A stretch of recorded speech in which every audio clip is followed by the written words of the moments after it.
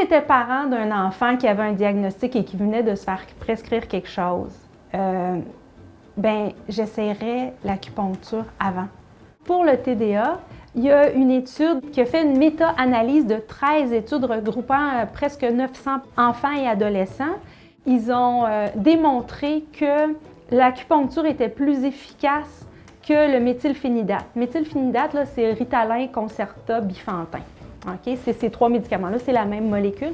Donc, l'acupuncture est plus efficace que cette molécule-là pour traiter le TDAH.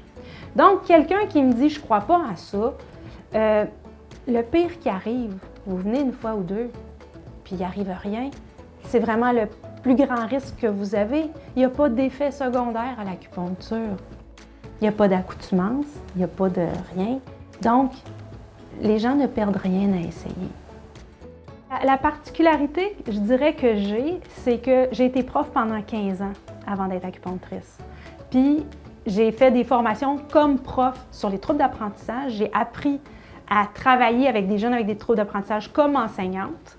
Puis ensuite, comme acupunctrice, je suis allée chercher des formations sur les troubles d'apprentissage et tout ce qui peut être corollaire aux troubles d'apprentissage. Ça peut aller de l'autisme aux troubles d'apprentissage, déficit d'attention, etc. L'anxiété, les traumas, les commotions cérébrales. Donc, j'ai vraiment une palette très diversifiée, très englobante de la problématique troubles d'apprentissage. Je dirais que les parents qui viennent ici, ils sont assez impressionnés des résultats là.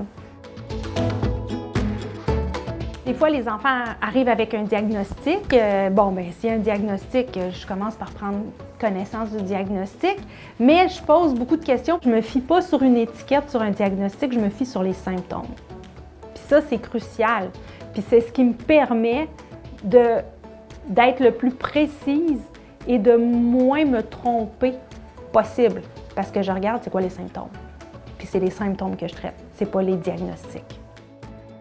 Quand c'est des problématiques plus liées à l'apprentissage, à la lecture, à l'écriture, etc., bien souvent, ce que je vais demander aux parents, c'est d'amener les devoirs de l'enfant. Donc, il va faire les devoirs en même temps qu'il va avoir le traitement. Des enfants, là, les parents qui me disent « Ah oui, il y avait de la misère avec ces mots de vocabulaire, c'était toujours la croix et la bannière. » Et là, pim, plus de faute d'indicter à l'école, 5 sur 5, les mots, ils rentrent, ça va tout seul.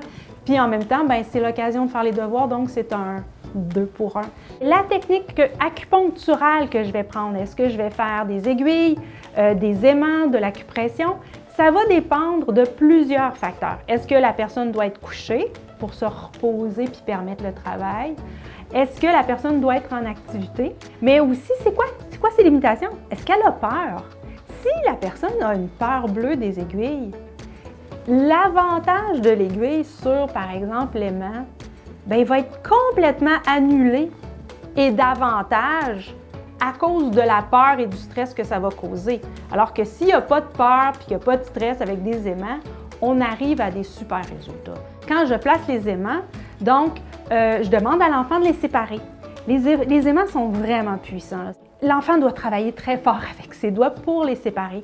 Donc, par exemple, un enfant qui a de la difficulté déjà avec la motricité fine ou qui fait un peu de dyspraxie, déjà, en soi, c'est déjà un premier exercice pour améliorer la mobilité, la motricité fine et la force dans ses doigts. Puis ensuite, je les place, tout ça, puis je vais choisir l'activité. Donc, il y a des jeux. Il y a aussi des exercices de lecture. Ils peuvent faire des devoirs. Si c'est plus parler, on peut lui faire des présentations orales, le faire jaser sur des choses. Il y a des livres ou des activités pour la régulation d'émotions aussi, sur l'anxiété. Donc, pour garnir la boîte à outils en même temps qu'on va développer les zones du cerveau. Quand le cas est plus complexe, que c'est plus lourd ou que le parent ne se sent pas outillé à guider l'enfant, par exemple, dans les apprentissages, je travaille aussi avec une orthopédagogue. Pendant que le traitement d'acupuncture travaille, qui va faire les exercices à l'enfant, par exemple, ou à l'adulte, peu importe. Donc, pour aller chercher vraiment le meilleur de l'acupuncture et le meilleur d'une orthopédagogue qui est vraiment spécialisée dans son domaine. En acupuncture, on vient stimuler la zone du cerveau qui doit fonctionner et ça va descendre vers le bas. L'orthopédagogie, c'est du bottom to top, c'est-à-dire que On parle pour développer le langage, pour stimuler la zone du cerveau. Et c'est pour ça que de travailler les deux en même temps, c'est-à-dire l'acupuncture qui vient faire du top to bottom et de l'orthopédagogie ou des exercices qui viennent faire du bottom to top, ça accélère le développement, la création des nouvelles connexions neuronales. Et c'est pour ça que c'est si avantageux de faire les deux en même temps. Puis de mon côté, c'est vraiment de cibler les interventions qui vont permettre d'intervenir à la source des difficultés, puis soit montrer un nouveau chemin dans le cerveau, faire de la rééducation, amener l'enfant à développer des stratégies plus efficaces, des stratégies compensatoires pour que le chemin dans le cerveau se fasse de façon optimale. Et l'acupuncture aide vraiment là, à venir stimuler ces zones-là. Puis évidemment, plus on combine de portes d'entrée, de façons d'accéder à l'information, au cerveau, aux encodages, c'est beaucoup plus efficace à ce moment-là. Je traite, on a parlé du TDA, on a parlé de l'autisme, on a parlé des commotions cérébrales, des traumas, mais j'ai parlé aussi un petit peu du comportement, donc le trouble de l'opposition, il y a l'hyperactivité, l'impulsivité aussi. Tout ça, donc, je viens faire des exercices vraiment ciblés en fonction de c'est quoi qu'il y a à traiter. Généralement, la fréquence de traitement, ça va être une fois par semaine. OK? Au début, jusqu'à temps qu'on ait les résultats attendus, tu sais, quand le parent ou la personne est satisfaite de où elle voulait se rendre, on se revoit quand la personne elle sent qu'elle en a besoin.